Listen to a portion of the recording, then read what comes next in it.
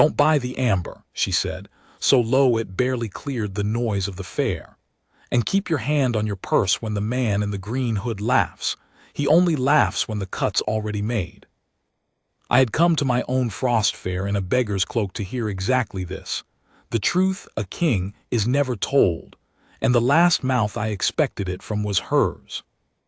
Let me set it down plainly, the way I would tell it now with her asleep across the hall and the fires banked low, because I have learned that the beginning of a thing matters more than men think, and I would not have anyone tell this wrong after I am gone. I am Roan, Alpha King of Imbermark, and for 11 winters I had worn my crown the way a man wears a wound he has stopped mentioning, not because the crown was heavy. Crowns are only iron, iron I can carry, because everyone who came near it lied. You do not know what that does to a man until it has done it to you. My counsel smiled and told me the harvest was good when the granary stood half empty. My master of horse told me the northern passes were quiet when 3 of my patrols had not come home, and the 4th had come home wrong, hollow-eyed, unwilling to say what it had seen. The women my steward paraded through my hall told me I was the greatest king the North had ever known, and I would watch their eyes while they said it, to see whether they believed even a word, and not one of them did. They believed my hold, my herds, the strong walls and the full stores and the name that had frightened their fathers. Not one of them looked at the man inside the fur and the iron, and saw a single thing there worth the looking. A man can live a long time on duty. I had. But there is a hunger duty does not feed, and mine had grown so old and so quiet that I had near stopped feeling it as hunger at all. It felt only like cold, a cold that had nothing to do with the northern winter, that no fire in my great hall had ever once touched. So every midwinter, when Imbermark threw open its gates and the frost fair spilled across the frozen market square, the whole valley pouring in to trade furs and iron and honey and lies, I did a thing my steward Bram hated with his whole soldier's heart.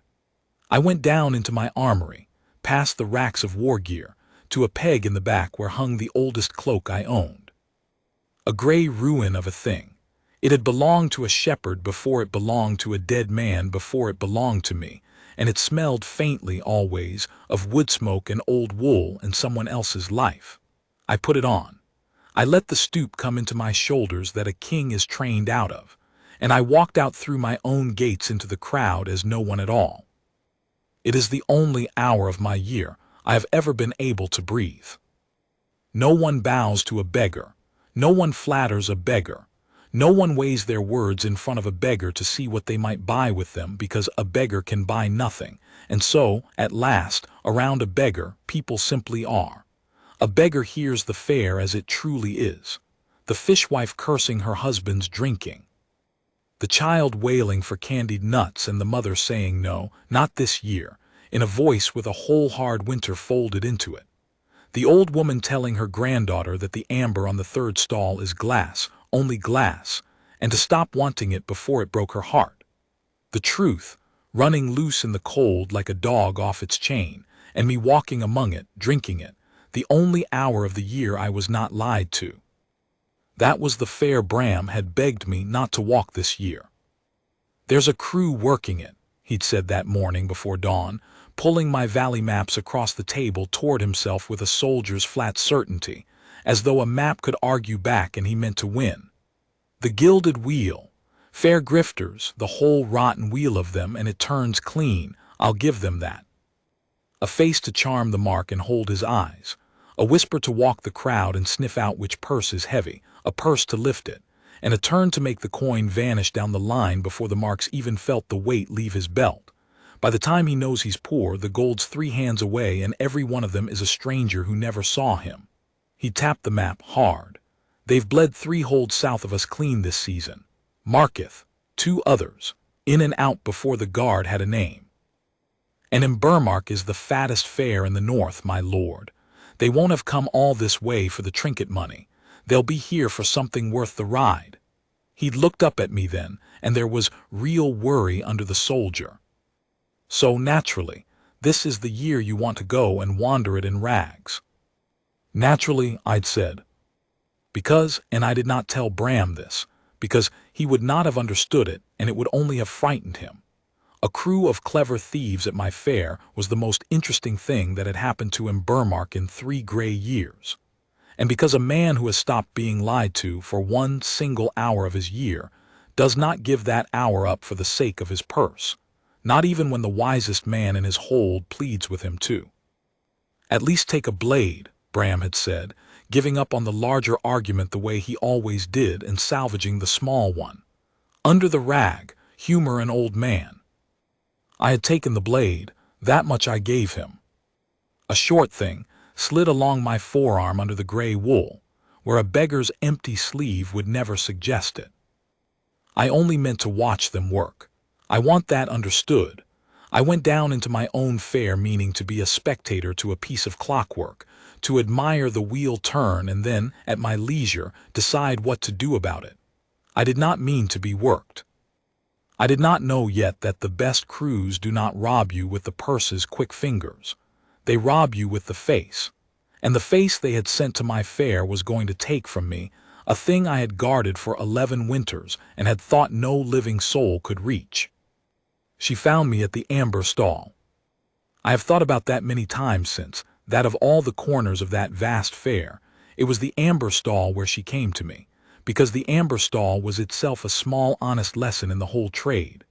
Glass, cooked and colored and cut to look like jewels of the drowned forest, the fabled amber of the old songs, and the stall keeper, no member of the wheel, only an ordinary fair cheat, a small fish, had a story for each false stone that was better than the stone. He was in the middle of one when she came.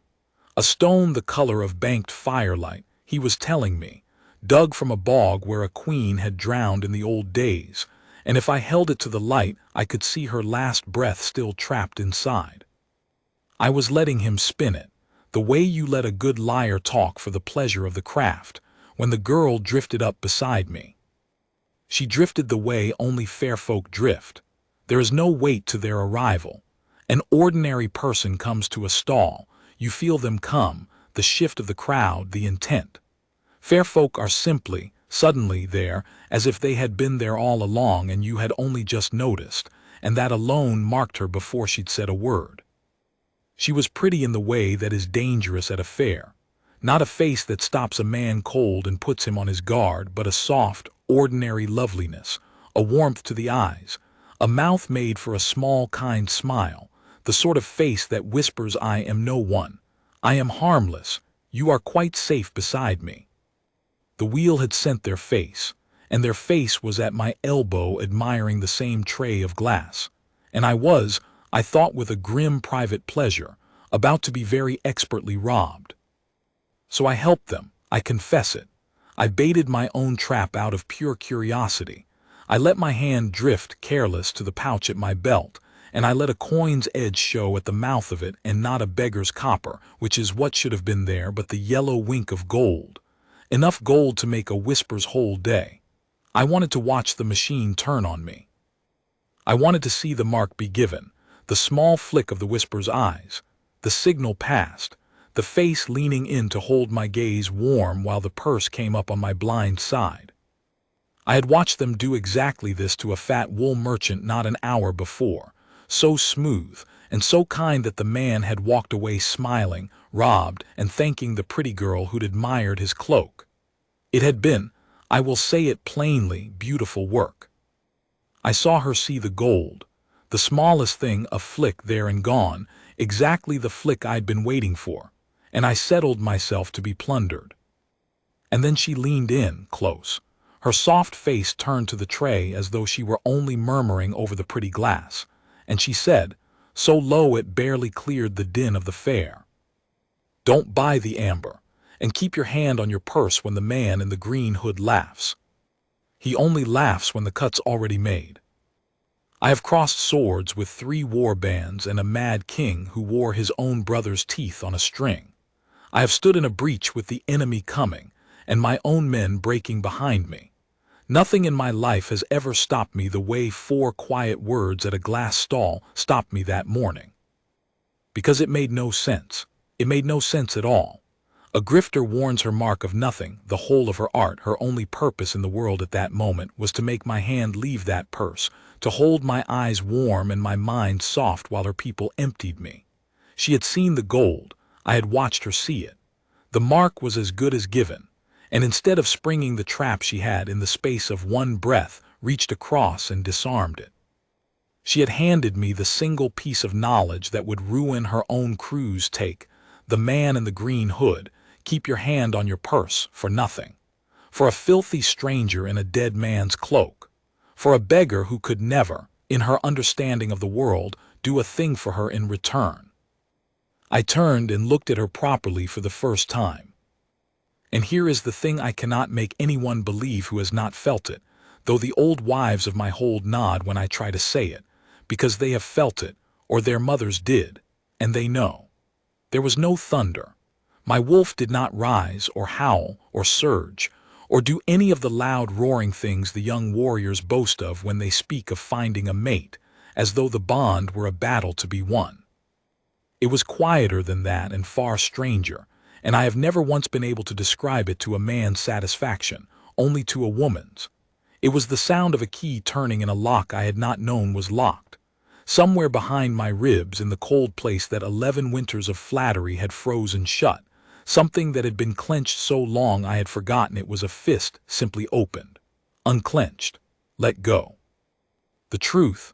She had spoken me the truth, freely and at cost to herself, expecting nothing, and my whole body knew the taste of it the way a man 3 days starving knows the smell of bread through a shut door. I had not known until that instant that I was starving. I had called it cold for 11 years because I had no other name for it. She gave it a name. The name was hunger, and the bread was one true word, and she had just fed it to me without knowing she held it. She had already looked away. Her warning delivered, she was folding back toward the crowd, meaning to melt off the way fair folk melt. Her small mercy dropped down a well she would never once look into again. And every instinct I had, the king's instinct that has kept me alive, the wolf's instinct that is older than kings, rose up as one and said, "Do not let her go," not yet knowing why. Only knowing that the one honest voice at my fair was walking away from me into a sea of liars, and that I would gnaw through my own arm before I let it be lost. "Why," I said. She stopped. She should not have. A good grifter never stops when a mark speaks after the drop. The whole art is the drift, the never having been there, the leaving no thread for anyone to pull. But she stopped and half turned, and the soft, harmless, fair face was gone. In its place something younger and far more wary, a real face, the face underneath the trade. Why what? Why warn me? I kept the beggar's rasp in my throat, kept the stoop in my shoulders, kept the king locked away where he'd been all morning. You're one of them, the green hood, this pretty tray of nothing. I let her see that I saw. It was a risk, a real one. The wheel does not love a mark who has spotted the wheel, but it was also the first fully honest thing I had said to a stranger in longer than I could remember, and having started I found I could not stop. It came out of me almost with relief. "I've been watching your crew turn all morning. You were sent to soften me, that's your trade. So tell me, why warn me instead?" I watched fear go across her face, quick and cold. And then I watched something else come after it, something that steadied her, some old stubborn thing that had been steadying her, I would learn, her whole life. She did not run. She did not deny it and drift off, which is what her training screamed at her to do. I could all but see it screaming. She lifted her chin at a beggar as though he were owed the truth, as though everyone were owed the truth, and she had simply grown too tired to keep robbing them of it.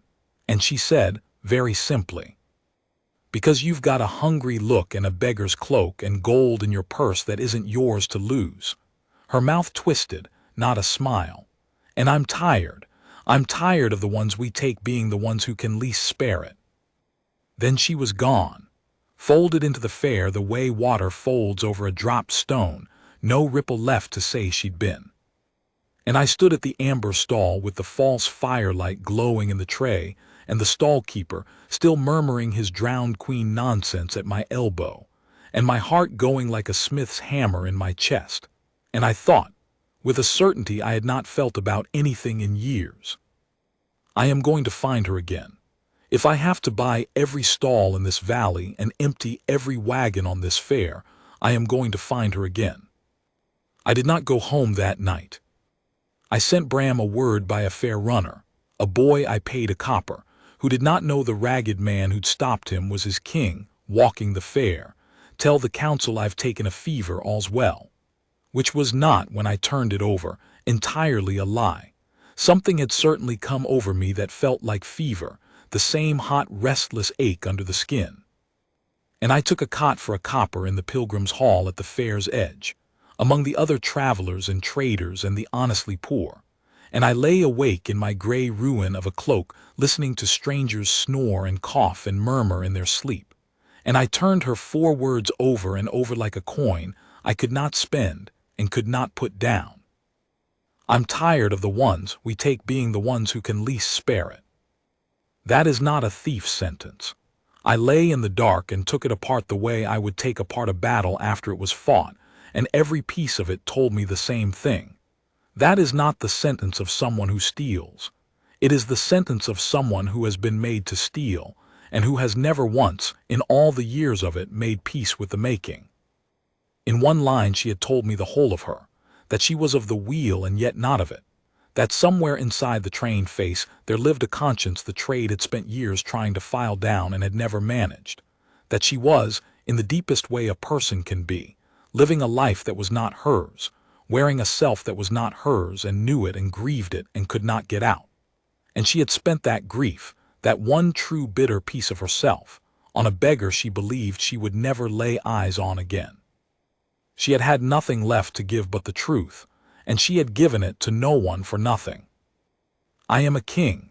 Let me be honest about what a king's first thought should have been lying there. My first thought should have been the hold. A crew was at my fair to bleed my people. My duty was iron and simple, and I knew every line of it.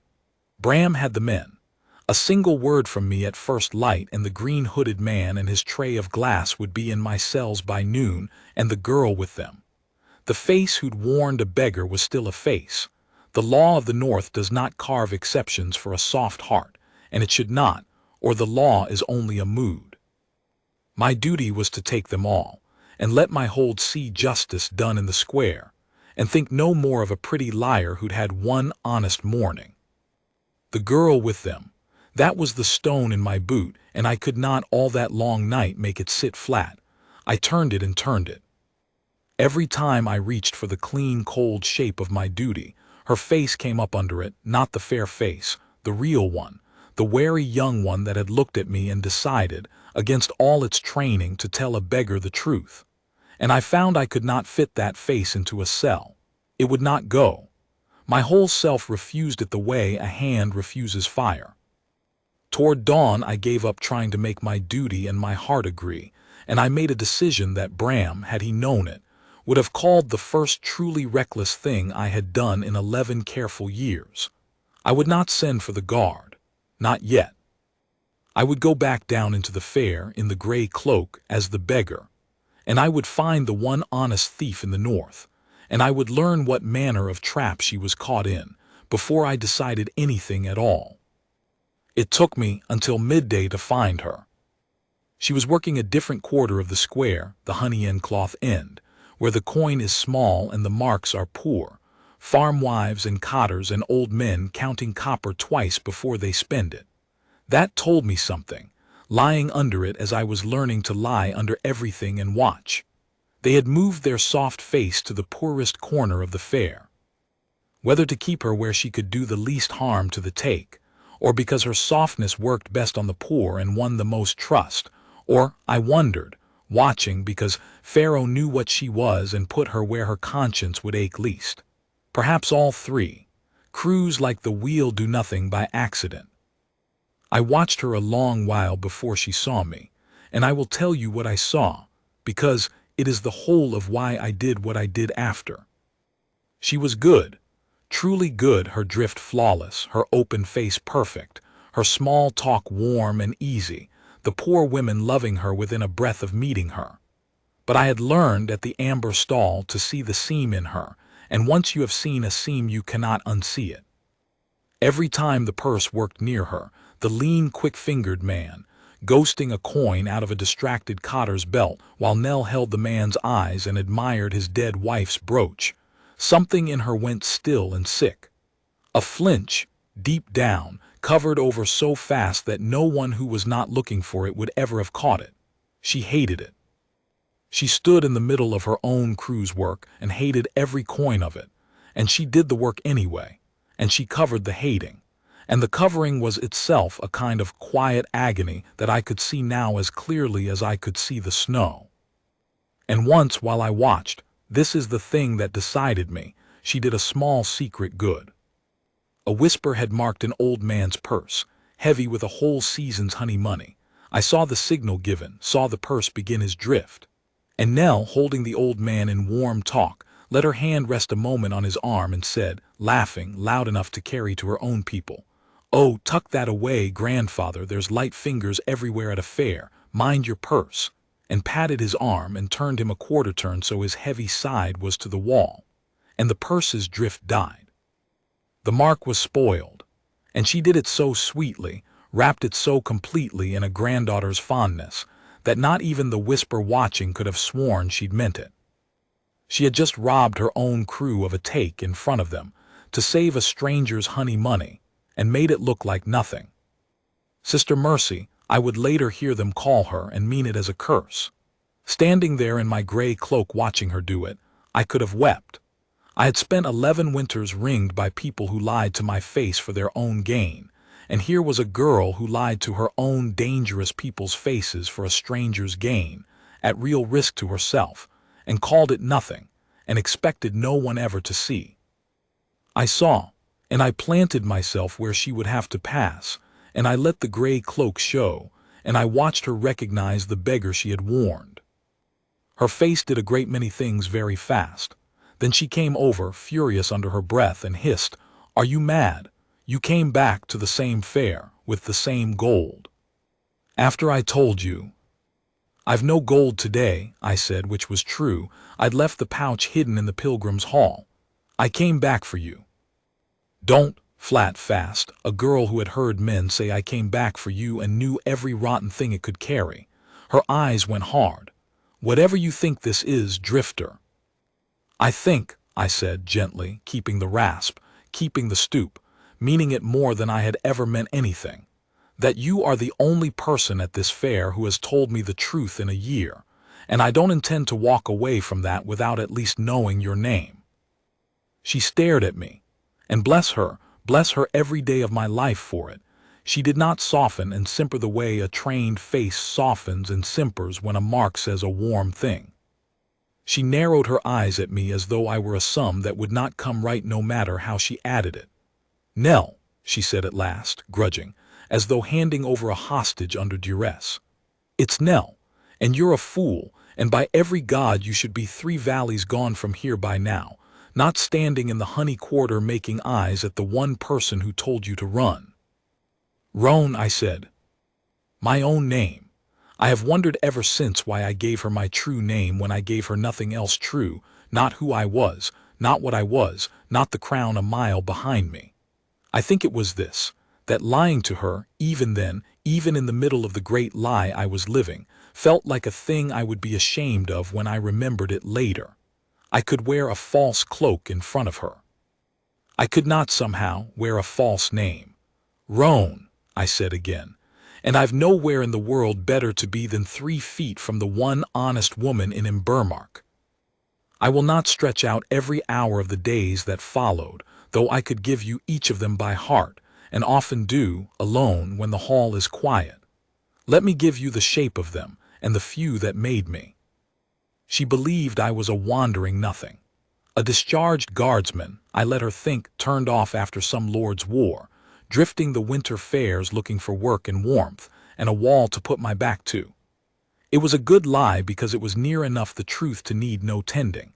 I have soldier's hands and a soldier's scars and a soldier's way of standing, and she asked no more of it than that. And there is a bitter sweetness in how she treated me when she believed I was no one that I have never been able to fully put into words. though I have tried. A king is never given kindness for its own sake. I want the young ones who will rule after me to understand this, because it is the loneliest truth of the crown and no one warns you. Everything a king is handed has a price sewn into the lining. The warm word wants a favor. The gift wants a grant. The pretty smile wants a place at court, or safety for a brother, or a lightened tax, and even the ones who want nothing you can name still want the nearness, to have stood close to the crown, to say they did. A king learns to feel, always, under every kindness, the small hard shape of the ask. He stops, after enough years, being able to taste a kindness at all, because he can only ever taste the ask. But Nell had no ask. Nell believed I was a penniless drifter who could grant her nothing, do her no good, lift no tax and open no door, and she was kind to me anyway, in small rough offhand ways that undid me one thread at a time, until there was nothing left of the frozen thing behind my ribs at all. The second day she pressed half a honey cake into my hand and told me, brusque, not to make a thing of it. She'd only take it from her own share and Pharaoh wouldn't miss it, and I looked like I hadn't eaten since autumn. It was warm. She'd carried it inside her cloak to keep it so. I've been given jeweled cups and war horses and the keys to conquered holds, and I have never in my life been given anything that landed in me like that warm half a honey cake, pressed into a beggar's hand by a girl who thought he had nothing and gave anyway. She warned me, again and again, exasperated off the fair's every danger. It became a thing between us. She drew me a whole map of the market in whispers as we walked, this stall a swindle, that dice game waited, those 3 laughing men by the ale tent the cruelest cut-purses on the road, and that one, the smiling one in the green hood, him you never go near, roan, you hear me, you cross the whole square to keep away from that one.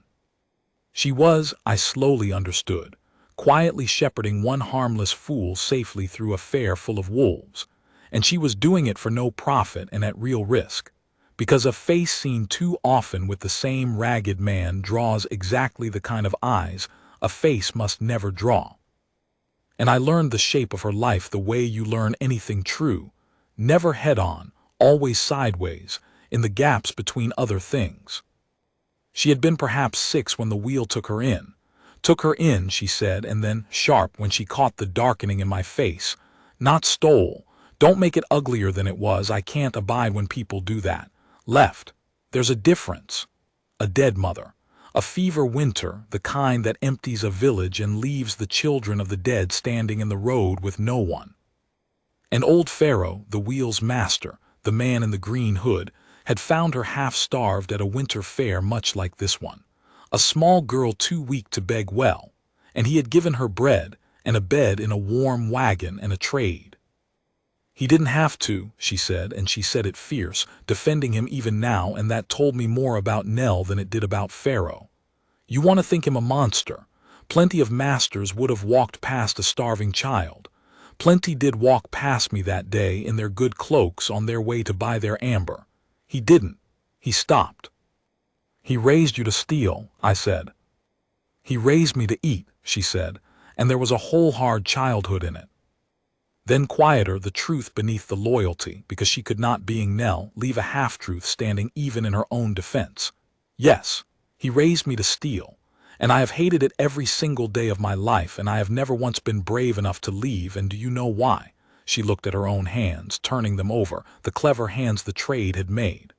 Because where does a wheel girl go to be honest, roan? There's no honest fare for me. Every hold in the north knows our faces. That's the trade. That's why we ride so far and stay so short. The day I walk clean I've no name that isn't a warning, no coin, no roof, no kin but the crew, and the crew itself thinks a face who wants out is the most dangerous thing there is, because I know every turn of the wheel and could sell the lot of them to a magistrate for my freedom.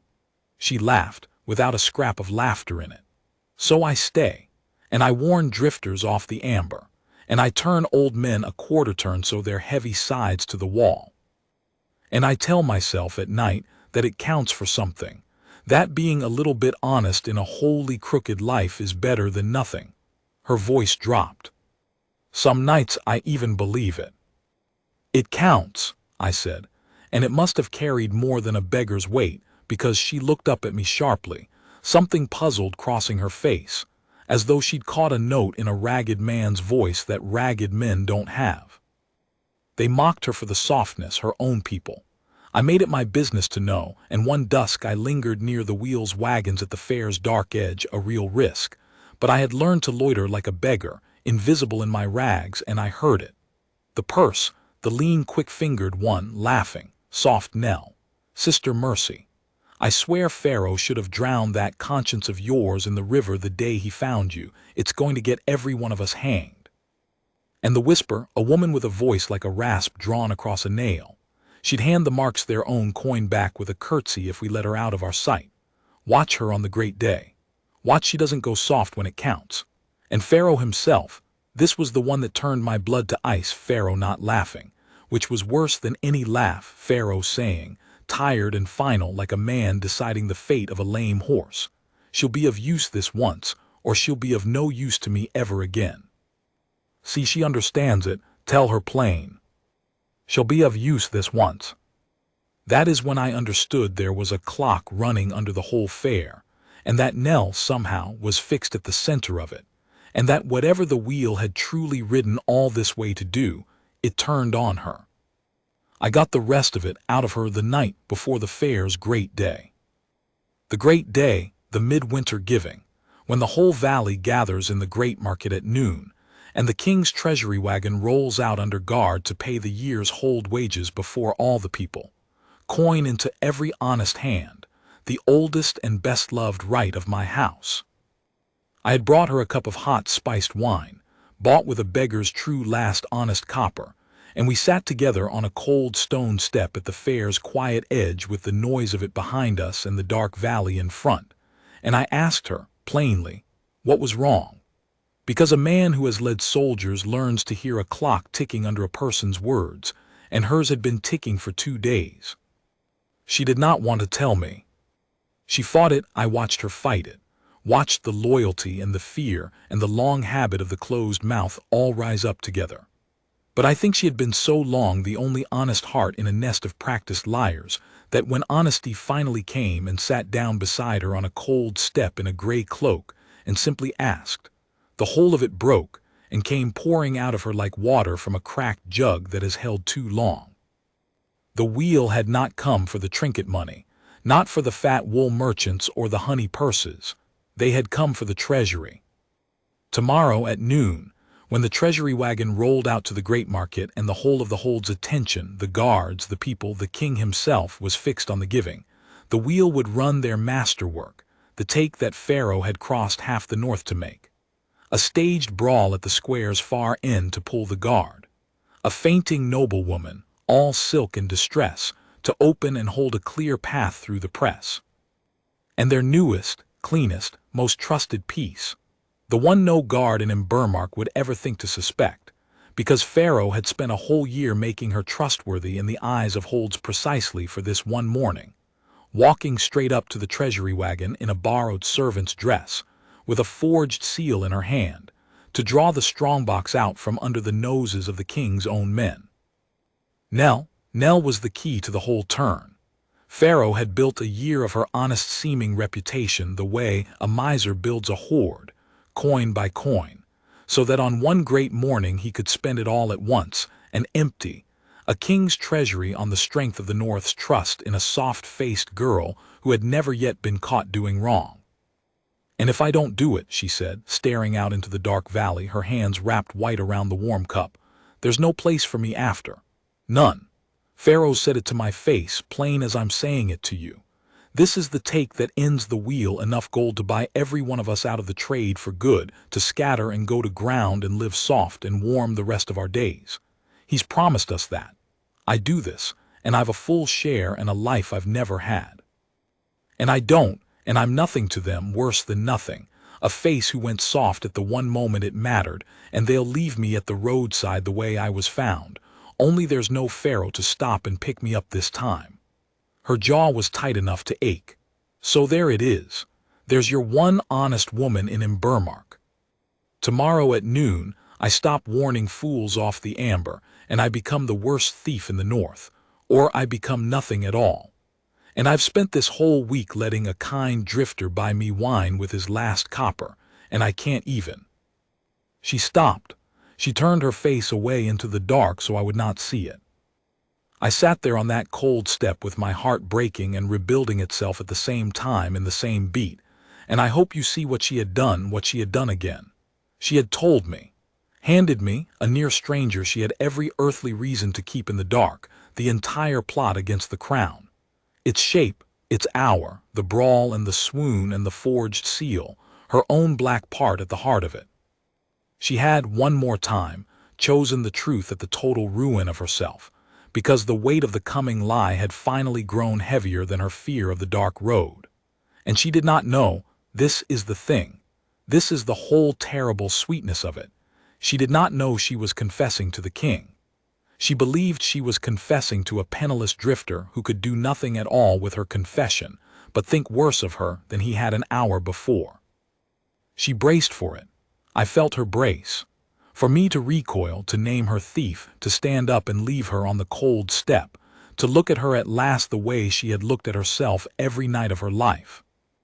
Instead I said, "Come away with me." She turned back, startled, the firelight of the distant fair catching the wet she wouldn't let fall. Not, I caught myself. I had almost said too much, almost let the king out through the beggar's rasp, almost said, "Come away with me and I will make you a queen." I gentled it back down. Not like that. I mean it clean, Nell, before you can even think it. Don't do the take. Don't walk up to that wagon tomorrow. Walk off this fair tonight now while it's dark and no one's watching. I had, in fact, an entire kingdom lying a mile behind us with its gates open, and I could not yet say one word of it. I've enough put by to see you to a hold far enough south that no one knows your face. You could start honest. You've the wit for any trade you liked. You are not a thief, Nell. You're a girl who was made to carry a thief's work and has hated the carrying every day. And I will not sit on this cold step and watch them spend the one true heart at this whole fair like a coin, and neither should you. She looked at me for a long, long moment, long enough that the wine went cold between her hands, and her eyes filled and did not spill, because Nell did not spill. Nell had been trained out of spilling before she was 10. And she said the thing that I have kept behind my breastbone every single day since, and will keep there until they lay me down and burn me in the old way of my house. No one, she said, has ever tried to take me out of it before, in my whole life. Everyone I've ever known has only ever wanted to keep me in. She did not run that night. I will have the truth of it told always, because the easy story, the story a lesser man would tell of himself, would have her leap up from that step and flee into the dark with the drifter, and it would be sweet, and it would be a lie, and I have had enough lies to last me the whole of my reign and past it. Nell was not made of the stuff that runs. She was made of the harder, rarer stuff that stays and pays the cost itself so that someone else need not. She would not run and leave the wheel to be broken on the king's justice, not Pharaoh who had fed her, not even the sneering purse, who was still, whatever he was, the nearest thing to kin she had.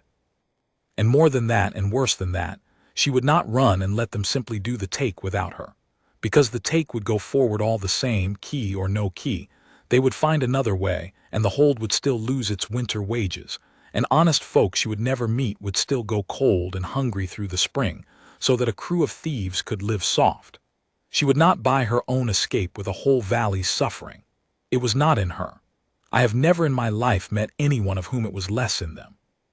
So she sat on that cold step, and I watched her turn it all over with the same ruthless, unflinching honesty she turned on everything, sparing herself nothing.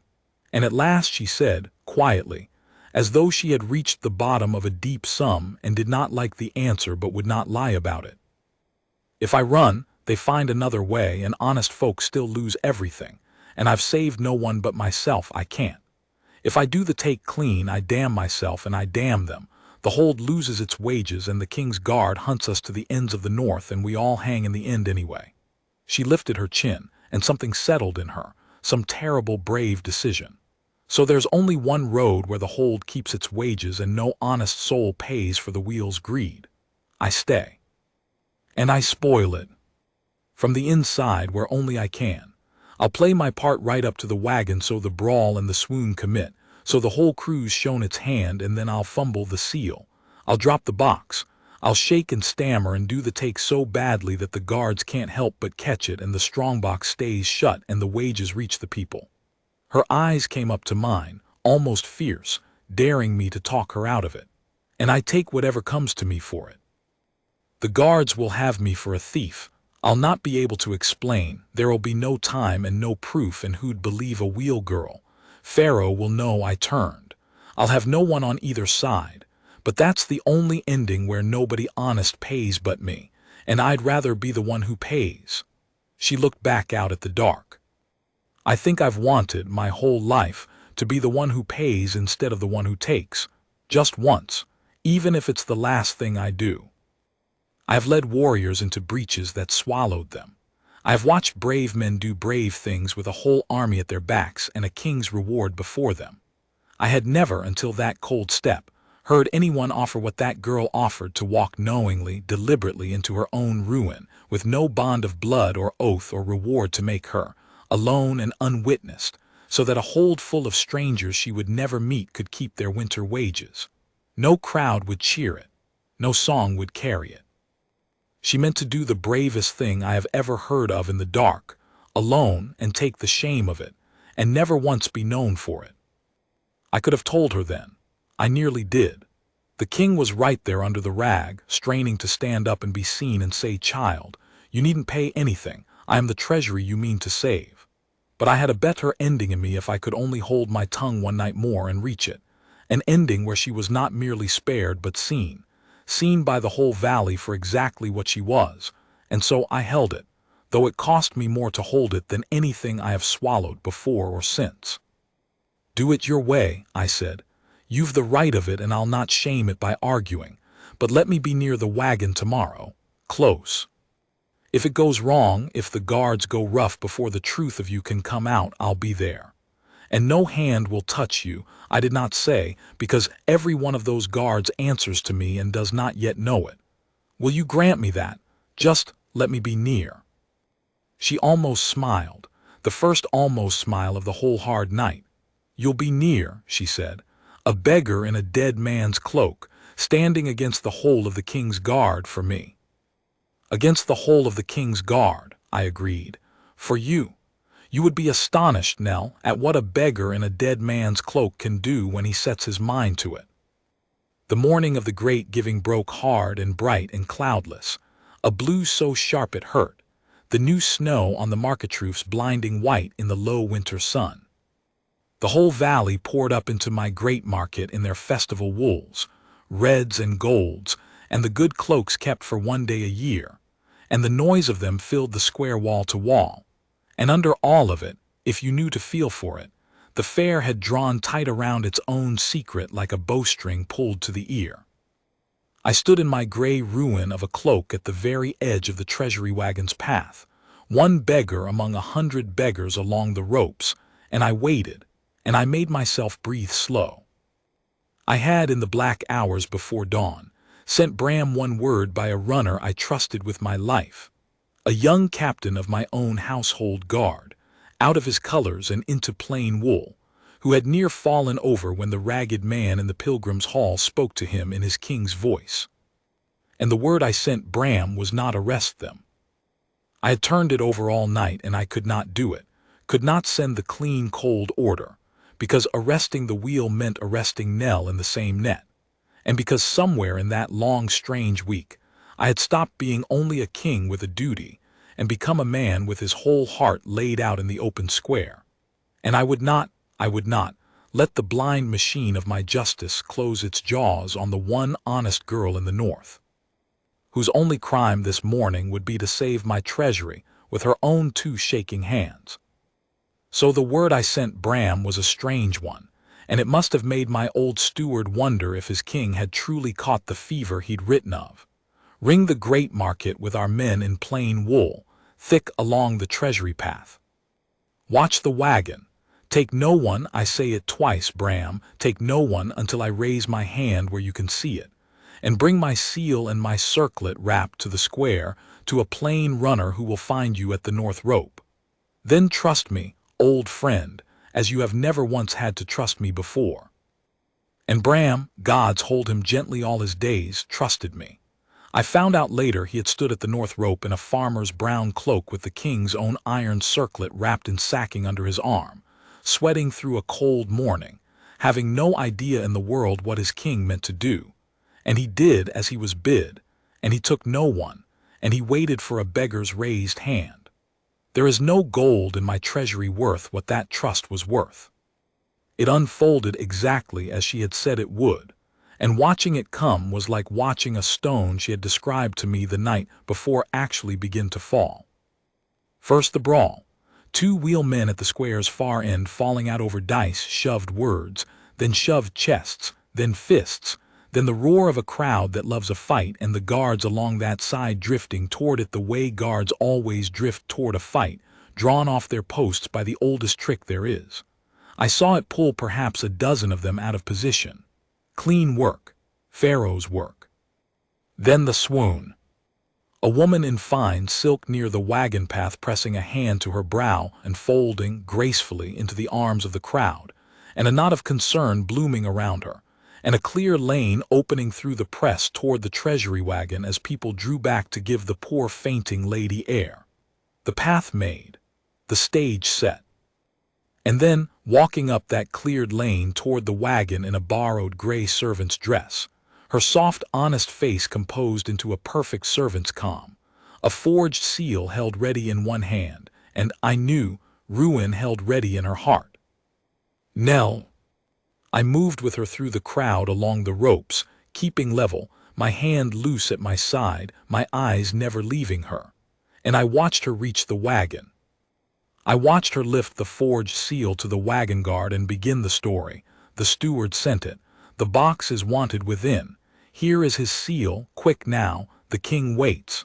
And then I watched her do exactly, precisely, what she had promised me on the cold step in the dark. She fumbled it. She let the seal turn wrong way round in her fingers, the forged face hidden, so clumsily that the guard's eyes dropped to it and sharpened. She let her voice climb and shake. She stumbled the steward's name, corrected it wrong again. She was ruining the take with her own 2 hands, in the open, on purpose, spoiling a year of Pharaoh's patient work, throwing herself bodily onto the wagon guard's suspicion, so that the strongbox would stay shut and locked, and the winter wages would reach the tables of a valley full of people who would never know her name. She was doing the bravest, loneliest thing I had ever seen a soul do, and doing it badly on purpose, so that it would be seen as cowardice or foolishness, and never as the sacrifice it was. I saw Pharaoh, at the crowd's edge in his green hood, understand what she was doing. I saw his old face go white, and then go black. And I saw the purse, the knife-handed one, drifting near as backstop the way a good crew always has a backstop. I saw his hand slide to the hilt at his belt, and I saw him begin to move toward her through the press, because a crew that is betrayed from the inside does not forgive, not ever, and Nell had just, in front of all of them, chosen the hold over the wheel in the one moment where the choosing could not be hidden or laughed off. She had chosen honesty exactly as she had chosen it at the amber stall a week before, freely, at cost, for strangers, only now with her life on the scale, and her own people closing on her for it. The wagon guard, no fool, took her by the arm. His voice rose sharp. Other guards turned. And on her other side, through the crowd, the purse came on with murder in his walk and his hand on his knife. It was all coming down on her at once, from both sides at the same instant. The king's law that thought her a thief, and her own crew that now knew her a traitor, and Nell stood in the very center of it, small and straight and utterly, perfectly alone, and did not run and did not lie and did not so much as flinch. She lifted her chin to take what came. I raised my hand, and the young captain was at my elbow in the same breath with the wrapped bundle, exactly where I'd bidden him be, and I let the gray ruin of a cloak fall from my shoulders into the trampled snow of my own market square. I want you to understand what the great market saw in that moment, because I have heard it told 100 ways since, and I would have it told right. They saw a beggar shrug off a dead man's gray cloak, and under the rag there was black iron and dark war wool, and the deep gray of a hold cloak clasped at the throat with the running wolf seal of Imbermark, the king's own seal, that not one soul in that valley had ever seen worn by any man but their king. And a plain-cloaked runner set a circlet of black iron into that beggar's still-raised hand, and the beggar lifted it and set it on his own brow, unhurried in the sun, before them all. And all around the great square, men who had been drifting through the festival crowd in plain, brown wool turned as one and became the king's own household guard, 40 of them. Then more, the colors coming out from under the cloaks and closed in quiet as a shutting door around the wagon, around the purse, around the whole turning wheel. I have been cheered as a king. I have ridden home from one wars into a roar that shook the snow from the roofs. I have never in my life heard a silence like the one that fell across my great market that morning. A whole valley, thousands of them, stopped mid-breath, watching a beggar they had shouldered past all week become their king before their eyes. "Hold," I said. I did not shout it. In that silence I did not have to. "No one moves in my market without my leave." Pharaoh's men froze where they stood, the purse with his hand still on his knife, and 40 blades now at his back. The whisper caught mid-stride. The silk-clad swooner sitting up in the snow with her faint quite forgotten. Pharaoh himself gone the gray of old cold ash under his green hood. And Nell turned from the wagon guard's grip, slow, and looked at me across the trampled snow, and I watched the whole enormous truth of it arrive in her face, piece by breaking piece. The drifter, the beggar she had warned off the amber, the penniless nothing she had fed a warm half a honey cake and buried under a week of whispered warnings and offered on a cold, dark step to save from thieves. Roan, the king. She had confessed the entire plot against the crown to the king of Imbermark himself. She had spent a whole week, all unknowing, handing the crown its own salvation one true word at a time, and she had never once known. I saw the terror come up in her, cold and total. I could read it plain as a page. I confessed to the king. I stand here a wheel thief before the king, with a forged seal in my hand and the whole crew shown, and I am dead, and there is no honest word left that can save me now. I saw her go white to the lips, and then I saw her steady herself the way she had steadied herself her whole life on the edge of every dark road, squaring her small shoulders to take even this, even the king's justice, even the end. I could not cross that snow fast enough. "Knell of the wheel," I said loud, pitched for the whole square, because a thing done in a corner can be undone in a corner, but a thing done before a whole valley is done forever, and I meant every soul in Imbermark to carry what I said next to their graves. 1 week passed. A beggar stood at the amber stall in this fair with stolen gold showing in his purse. And of every mouth at this fair, every honest trader, every festival goer, every good soul of this valley, only one leaned close and warned that beggar he was a mark. That beggar was your king, walking his own fair to hear the truth none of you dare tell him. And that one honest mouth in all this valley, I turned, so the square could see her, small and straight in her servant's gray, was hers. The silence broke into a low rush of murmur, and I raised my voice over it and let them have the rest. "This woman was brought here to empty my treasury today. That is the truth, and I'll not hide it, and she'd not thank me if I did. But look at what she did instead. With the seal in her hand and a year's plotting behind her and her own hard crew at her back to make sure of her, she stood before this wagon and she spoiled the theft with her own 2 hands. On purpose. Badly, so you'd catch it. At the cost of her share, her people, her place in the world, and had my guard been a heartbeat slower and her own knife man a heartbeat quicker, very near her life. She did that so that your winter wages, every honest coin of them, would reach your tables and your children through the cold months coming. She has done small mercies like it, in secret, all her life, and been mocked for them by the only people she has ever had, who named her sister Mercy and meant it as a wound. I let that land. There is not an honest man or woman standing in this square who has been tested as hard as she was tested this morning, and come through as clean. The murmur turned. I heard it turn, heard it warm, heard the older folk begin the low sound they make when a thing moves them, and I did not care about any of it, not the crowd, not the crown, not the caught crew, because I had reached her, and I did the only thing in all of it that mattered to me. I unclasped the gray hold cloak from my own throat, my cloak, the king's cloak, warm still from my body, and in front of the whole silent valley I set it around Nell's shoulders and drew it close at her neck with my own hands. It is the oldest gesture the North has, older than the crown, older than the hold. My father said his so around my mother before their people. It says past any need for words. This one is mine and under my protection, and while I live and after, no hand rises against her.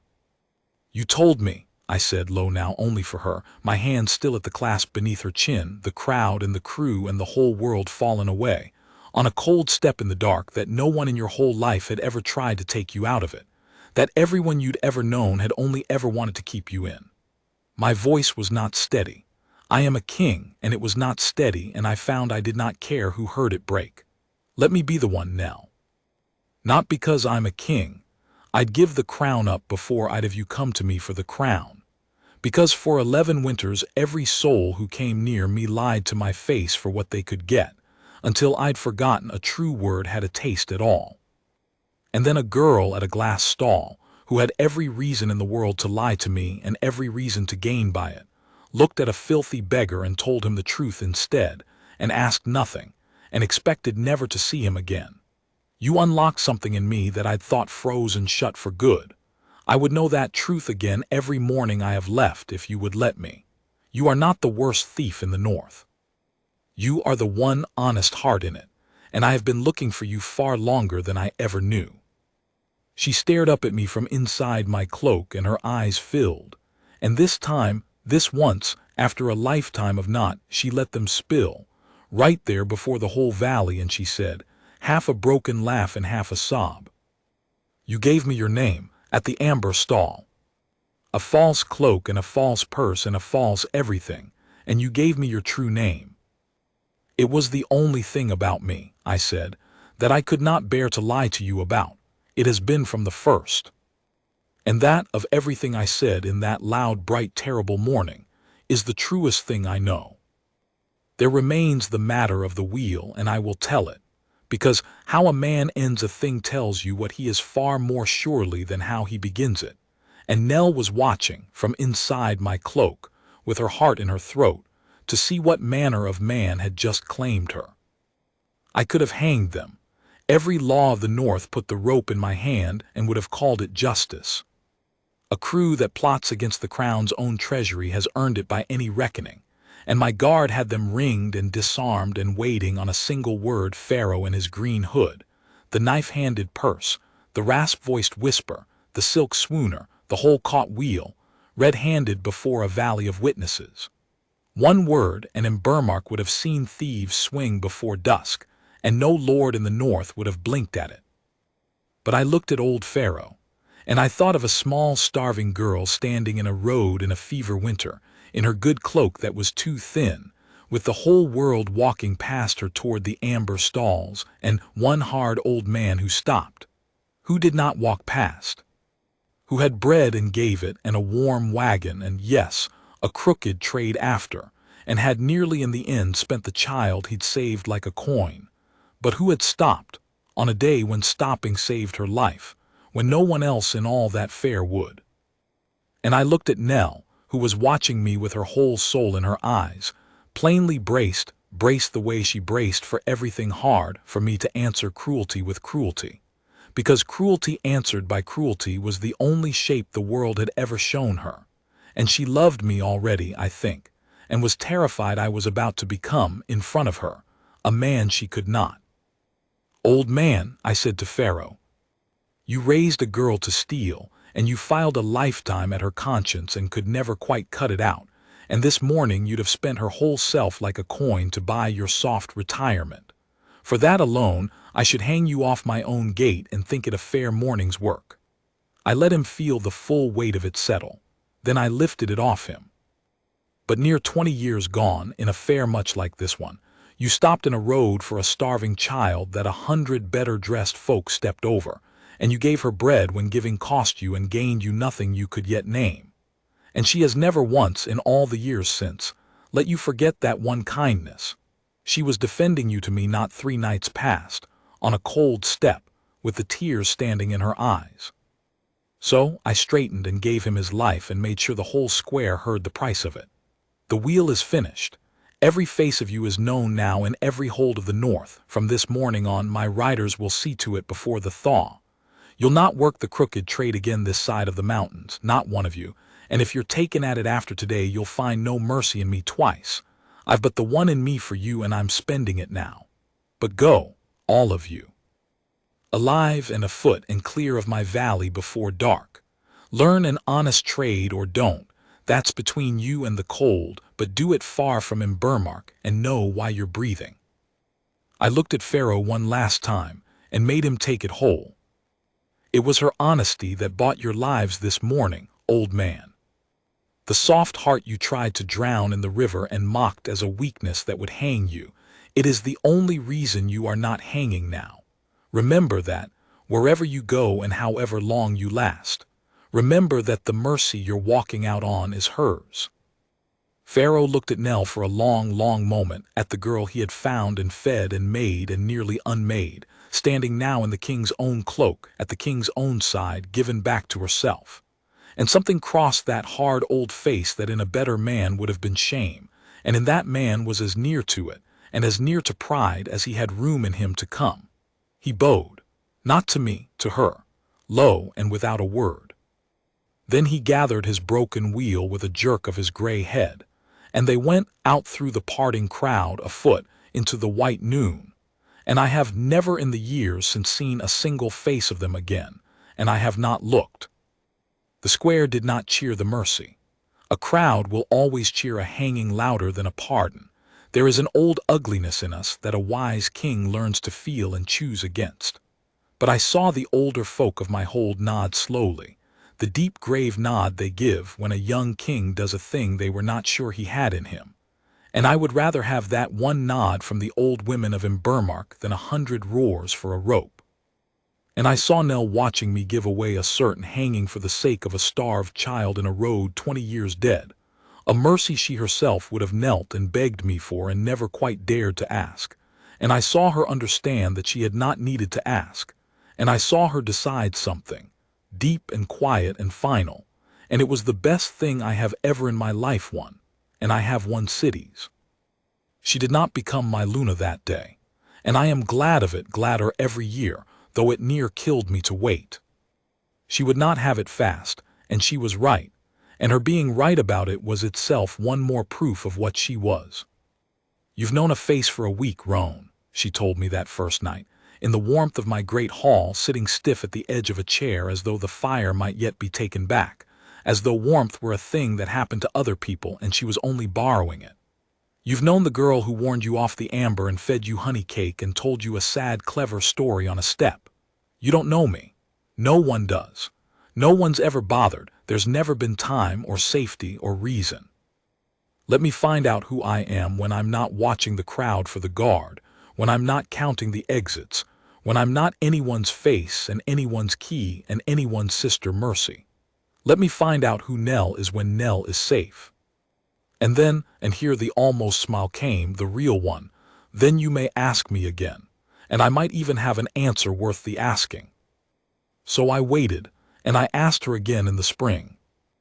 By then the thaw was coming down off the high passes in bright loud water, and she had long since stopped flinching at the sight of my guardsmen in the corridors, and had started quietly at first, then with a growing fierce delight, teaching my steward's men the whole anatomy of the crooked trade, every turn of every wheel that had ever rolled, how a brawl is a lever and a swoon is a door, how to read a whisper working a crowd, how to feel a face holding your eyes a half-beat too long.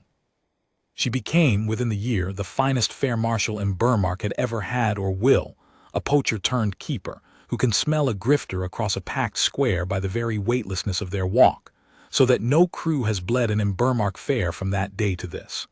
My people love her, not because she is their Luna, because she has stood at the ropes of every fair since, watching over their purses like a hawk over a nest, one who was of the wolves and chose, every single day, to guard the fold instead. I asked her again by the river, at the place where the amber glass is dug from the bog. I chose it on purpose, and she laughed at me for the choosing, laughed until she had to sit down on the bank, the first whole free laugh I ever heard out of her. And she said yes, with the bright thaw water going by loud beside us, and there was no crowd to see it, and I had wanted none. The whole valley had seen me cloak her. The river was ours. She is my Luna now. She sits across the hall from me as I set this down, asleep in the firelight, safe and warm, and 11 years' worth of hunted watchfulness gone at last from her sleeping face. But that, the crown, the cloaking, the Luna of Imbermark is not the ending I keep. Kings keep too many crownings, they blur. The ending I keep is this. There is a gray cloak folded at the foot of our bed, a shepherd's ruin, a dead man's rag, smelling still, faintly, of wood smoke and old wool. It is the beggar's cloak I let fall into the trampled snow the morning I stood up out of it and became myself in front of her and the whole valley. Bram wanted it burned. It's beneath you, my lord. It always was. I would not have it burned. I will not have it burned while I live, and I have told them to fold it into the fire with me at the end, under the good gray hold cloak, both together. Because a man may wear a crown for 11 long winters and be lied to every single day by everyone who bends the knee to it, until the cold of it is the only thing he can feel, and he has stopped even calling it cold. And then he may walk out one bright bitter morning as no one at all, worth nothing, offering nothing, a filthy beggar in a dead man's rag, and hear, for the first time in years, one true word spoken to him freely at cost by a girl who believed he was nothing and warned him off the amber anyway.